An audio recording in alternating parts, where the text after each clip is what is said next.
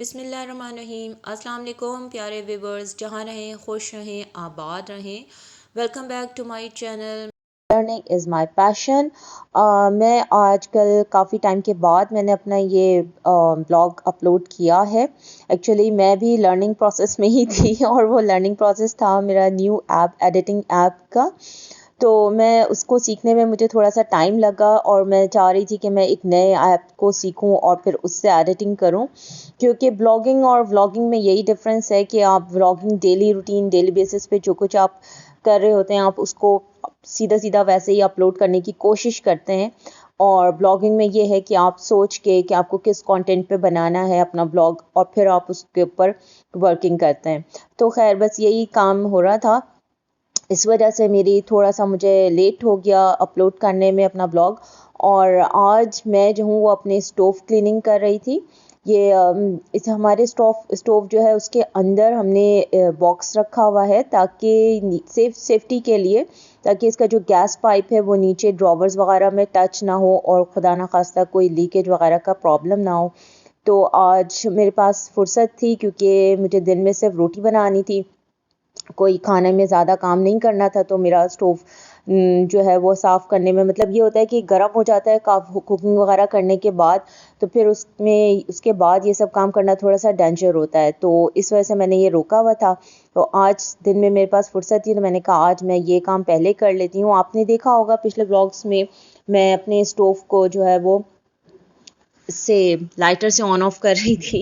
Actually इसका ये cell week हो गया था जो मुझे नया लगाना था, इसमें बैटरी सेल लगता है, बस वो पहले आया नहीं, जब आया तो लगाया नहीं। और वही कहते हैं कि ज़रूरत ईजाद की माँ होती है। तो अब जब मेरा लाइटर ख़त्म हो गया तो मुझे लगाना ही लगाना था, तो मैंने कहा चलो आज ये अच्छा मौका है कि फ़ुर्सत भी है और काम करना भी ज़रूरी है, तो ये काम हो गया। तो अल्लाह का शुक्र है। खैर इसकी कहना चाहिए कि डीप क्लीनिंग हो गई में ज़रा मुझे आपने मेरे टाइटल से ही समझ लिया है कि काफ़ी तफसीली खाना बनाना है, थोड़ा खरपैक किस्म का। तो मुझे बनाना है आई रिब स्टेक्स और साथ में मैं बनाऊंगी फ्राइड राइस, मैश पोटैटो और थोड़ी सी मैं वेज या सब्ज़ी जो भी कह लें आप, उनको मैं सिंपल सॉटे करूँगी। तो ये सब काम था मुझे शाम में करना, क्योंकि अगर इनकी मैं दिन में करती तो फिर जब ये चीज़ें ऐसी होती हैं ना, जिस टाइम आपने खानी है उससे ही टाइम थोड़ा पहले आप इसकी प्रिपरेशन करें तो इसका मज़ा आता है। ये नहीं हो सकता कि आपको खाना रात में है और आप इसको दिन में ही बना के रख लें, वो बात नहीं आती फिर, बल्कि बन ही नहीं सकता, मज़ा ही नहीं आएगा। अच्छा, ये मैंने अपनी सारी वेज भी कट कर ली थी और राइस बॉईल कर लिया। ये मुझसे मिस्टेक हो गई, मुझे बिल्कुल ध्यान नहीं रहा कि जब मैं इसको स्टेक को थोड़ा सा प्रेशर दे रही थी तो मुझे थोड़ा पहले आपको दिखाना चाहिए था कि आई रिब जो स्टेक्स होता है वो हम कहते किसे हैं। तो मैं इसको यूँ कह सकती हूँ कि टॉम एंड जेरी में जो वो स्टेक खाता है ना, बस वो जो उसके बीच में एक होल हड्डी होती है ना, वही बिल्कुल सेम वही चीज़ होती है। अच्छा, पहले मैं अपना फ्राइड राइस बनाऊंगी और स्टेक को मैंने सिंपल सिर्फ थोड़ा सा ऑयल और बिल्कुल हल्का सा, यानी कि सिर्फ उसको एक तरह से उसकी ब्रशिंग की है, क्योंकि जो स्टेक्स हैं उसके कॉर्नर पूरे जो है उसमें फ़ैट होता है, तो वो उस फैट के साथ ही बहुत अच्छा सा, और बिल्कुल थोड़ा सा पानी मैंने इसमें डाला है, बस इतना पानी कि वो नीचे से लगता नहीं। मतलब मेरे पास ये 6 पीसेस थे और मैंने इसमें 1 कप भी हार्डली कह सकते हैं आप, और बिल्कुल उसको बस इतना प्रेशर देना है जैसे 1 से 2 सीटी जैसे ये प्रेशर में आ रहा होता है ना, बस आपने वहाँ पे इसको बंद कर लेना है, वरना गोश्त बिल्कुल गल जाएगा और जो स्टेक वाली बात है वो नहीं आएगी।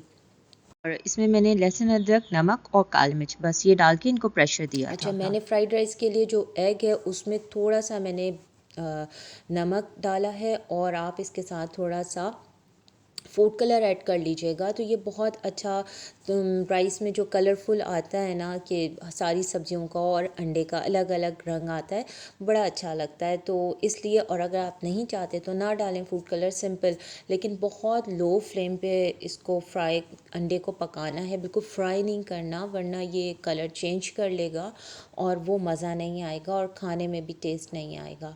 अच्छा, मैंने फिर दोबारा ऑयल लिया है और बहुत हल्का सा लिया है, जिसमें मैंने सारी सब्जियों को सौटे करा है। आप और नमक का साथ में जो है चिकन पाउडर, थोड़ा सा काली मिर्च यानी ब्लैक पेपर, थोड़ा सा ये डार्क सोया सॉस है इसलिए मैंने कम डाला है। अगर आप नॉर्मल सोया सॉस लेते हैं तो थोड़ा सा ज़्यादा डाल दीजिए। और साथ में ऑरिगेनो पाउडर, इन सब के साथ मैंने पहले इसको हल्का सा सौटे किया, फिर इसके साथ ही मैं सारा जो इसमें अंडा है और सारी वेज है, सिर्फ इसमें हरी प्याज है वो मैंने अभी ऐड नहीं किया, क्योंकि वो अगर ऐड करके फिर बिल्कुल उसका जो सौगी सी हो जाएगी और वो जो एक अलग सा उसका टेस्ट आता है वो नहीं आएगा।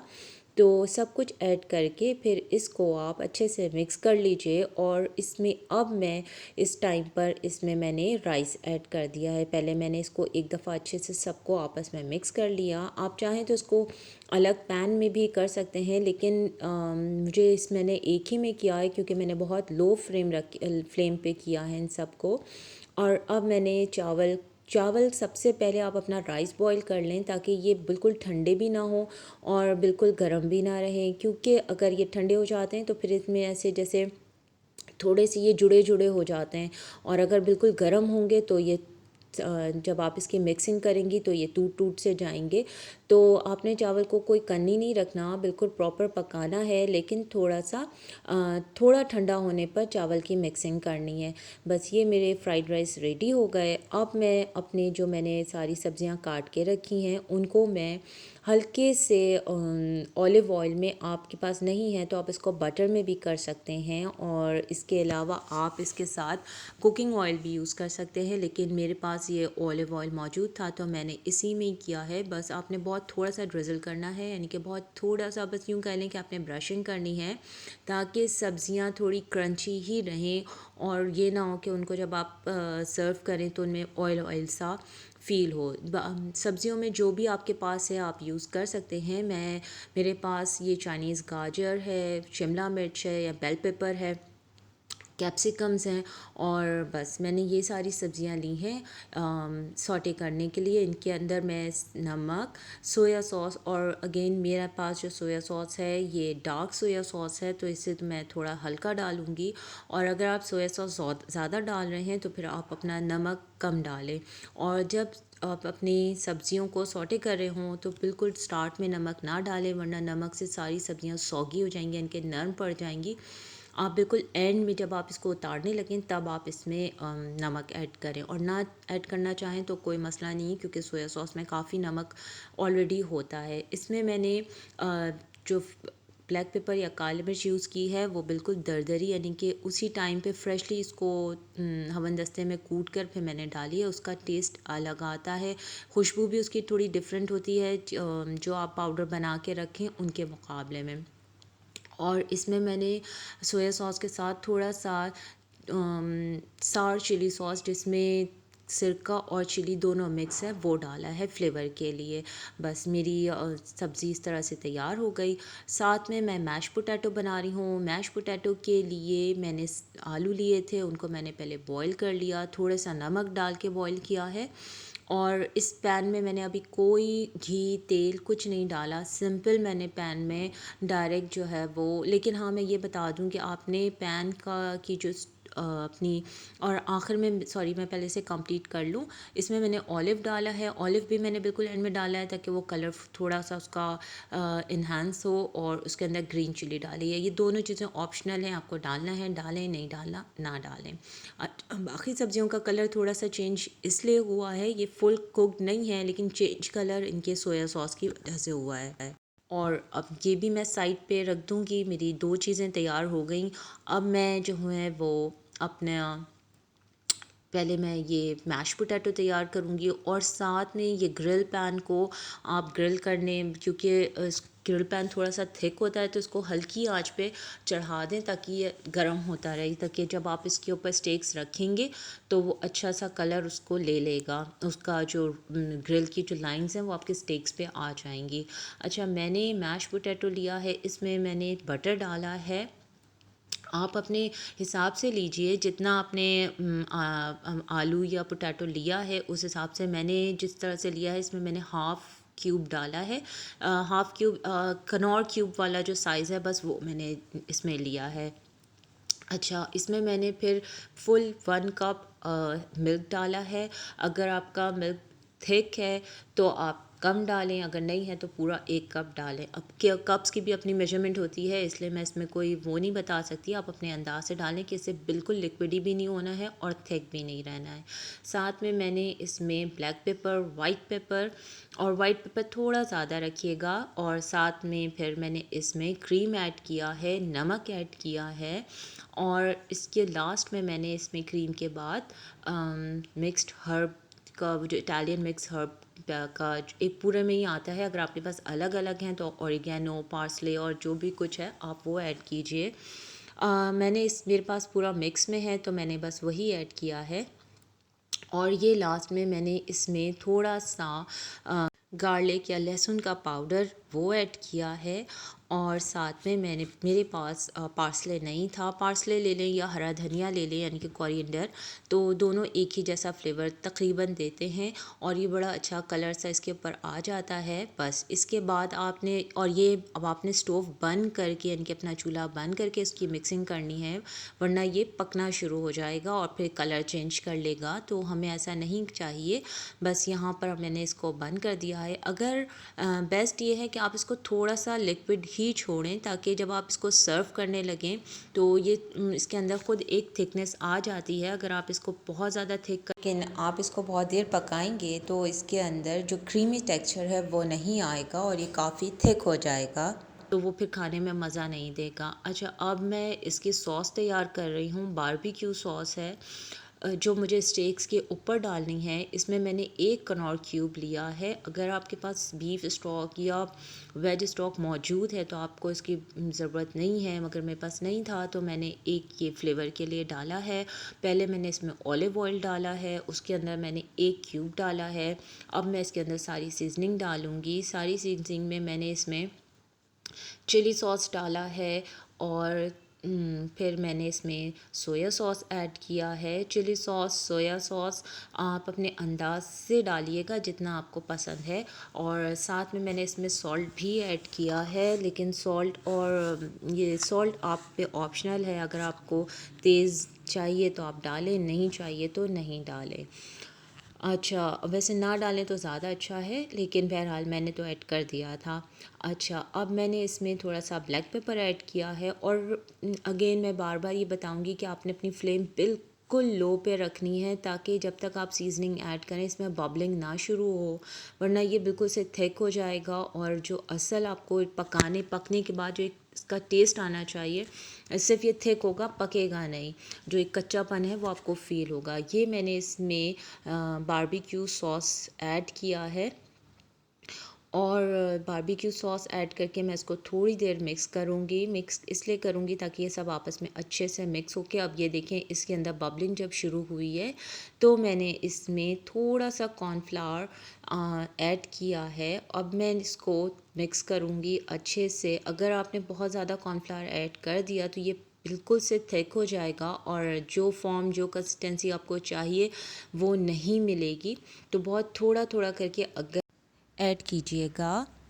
मैंने इसमें थोड़ी सी लाल मिर्च डाली है, क्योंकि स्टेक्स में कोई मिर्च बिल्कुल कतई नहीं है, उसमें सिर्फ लहसुन, अदरक और थोड़ा सा ऑलिव ऑयल और नमक है बस। तो इसलिए बिल्कुल मेरा जो सॉस है वो काफ़ी ब्लेंड सा था, और फिर थोड़ा सा तो देसीपन बनता है ना करना, क्योंकि बहरहाल खाना तो खुद ही ने, तो अपना भी एक फ्लेवर आना चाहिए, और बारबेक्यू सॉस बिल्कुल भी स्पाइसी नहीं होती। अच्छा, मैंने इसमें थोड़ा सा सोया सॉस, मेरे पास डार्क सोया सॉस है, वो मैंने इसमें थोड़ा सा और ऐड किया था लास्ट में, क्योंकि मुझे थोड़ा सा इसमें कम फ़ील हो रहा था। अगर आपको सही पहले ही में ही सही हो तो ना डालें, और इसको थोड़ा पकाना है ताकि और थिक भी हो जाए। और इसको जब आपने बिल्कुल लो फ्लेम पे बनाना है तो इसमें थोड़ा सा टाइम लगेगा। बस दैट्स इट, ये पूरा आपका प्रोसेस तैयार हो गया। यानी कि एक प्लेटर तैयार करने के लिए अब जो कुछ आपको चाहिए वो सब आपका रेडी हो गया। साथ में आप चाहें तो सिंपल फ्राइज़ भी रख सकते हैं। और अब मैंने ये पैन पे ऑलिव ऑयल डाल के, और मेरा पैन काफ़ी देर से चूल्हे पे था बिल्कुल लो फ्लेम पर, तो वो गरम ठीक से हो चुका है। अब मैंने इसके ऊपर अपनी स्टेक्स रख दिए हैं। अगर आपने इस तरह से नहीं खाना तो आप बिल्कुल कच्चे स्टेक्स को ग्रिल पैन पे रखें, उसमें इसमें लाइंस आ जाएंगी यानी कि हल्का सा टोस्ट हो जाएंगे, और फिर आप उसको डिश आउट या बेकिंग डिश में फ़ॉइल लगाकर, मतलब फ़ॉइल बिछा के उसके ऊपर ये रख के, और इसको आप अवन में बेक कर लें। वैसा भी किया जा सकता है और ऐसे भी, ताकि मतलब जो एक्चुअल स्टेक है वो तो उसी तरह से ही बनता है, लेकिन मुझे थोड़ा सा डाउट था कि अगर ये कच्चा रह गया तो मेरे घर में कोई भी, कच्चा से मुराद ये थोड़ा सा हार्ड रह गया तो कोई भी नहीं खाएगा, इसलिए मैंने इसको एक बहुत हल्का सा जो है प्रेशर दिया है। अच्छा, आप जब ये वाले रिब्स स्टेक्स बनाएंगे तो ये फ़ैट के साथ होते हैं। ये जो मैंने ऊपर से ऐड किया है, ये मैंने कोई इसमें बटर ऐड नहीं किया, लेकिन जब मैंने इसको थोड़ा सा जब प्रेशर दिया था तो ये इसके फ़ैट उसमें से जो रिलीज़ हुआ था वो मेरा पैन में था, मैंने वो इसके ऊपर पूरा डाल दिया है।